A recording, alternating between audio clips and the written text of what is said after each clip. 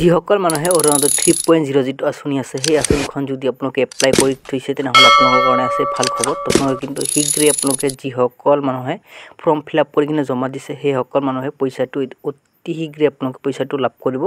আৰু self help গ্ৰুপৰ যিসকল মানুহে মানে গছপুলি ৰোপণ কৰিছিল সেইসকল মানুহে কিন্তু 10,000 টকাটো আপোনালোকে অতি শীঘ্ৰে কিন্তু আপোনালোকে লাভ কৰিব। তো আপোনালোকে কিন্তু এই আপডেটবোৰ আপোনালোকে অতি শীঘ্ৰে আপোনালোকে মানে জানি লোৱাটো প্ৰয়োজনীয়। তো যিসকল মানুহে এইসমূহ আঁচনি আবেদন কৰিছে সেইসকল মানুহৰ কাৰণে ভাল খবৰ।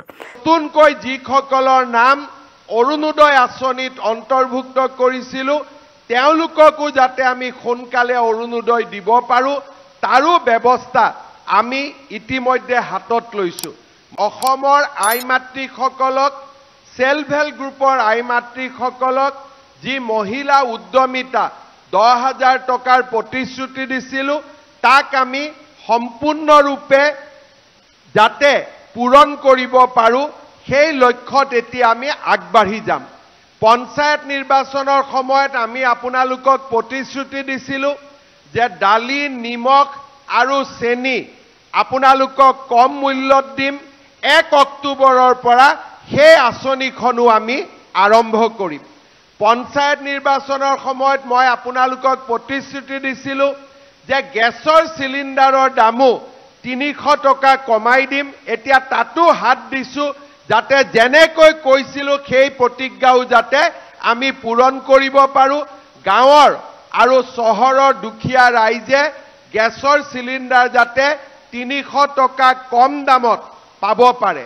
আৰু আমি ইয়াৰ পিছত 26 লাখ ঘৰৰ পিছত এতিয়া আমাৰ প্ৰশ্ন আহে যে য'ত যাৰ নাম নাই তেওঁলোকে ঘৰ কেনেকৈ পাব। যোৱাবাৰে মই আপোনালোকক কৈছিলোঁ যে প্ৰধানমন্ত্ৰী ডাঙৰীয়াই দ্বিতীয়বাৰ শাসনলৈ আহিয়েই 5 কোটি আৰু নতুন ঘৰ বনাবলৈ সিদ্ধান্ত ঘোষণা কৰিছিলে। আমি জিঅ' টেগিং কৰিছোঁ। আগে পিছে জিঅ' টেগিঙৰ দ্বাৰা নহয়, এইবাৰ আমি জীৱিকা সখী বাইদেউসকলৰ দ্বাৰা জিঅ' টেগিং কৰিছোঁ। গাঁও সভা হ'ব আৰু যোগ্যজনক আমি আকৌ নতুন তালিকাত অন্তৰ্ভুক্ত কৰিম।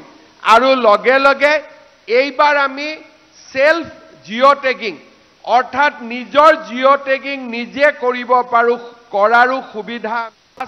जांच करने का बाद तब हमारा हर गरीब को एक मकान मिल जाएगा और यही हमारा लक्ष्य है। और यही लक्ष्य को पूर्ति करने के लिए मैं आपसे सहयोगिता का अपेक्षा भी करूंगा।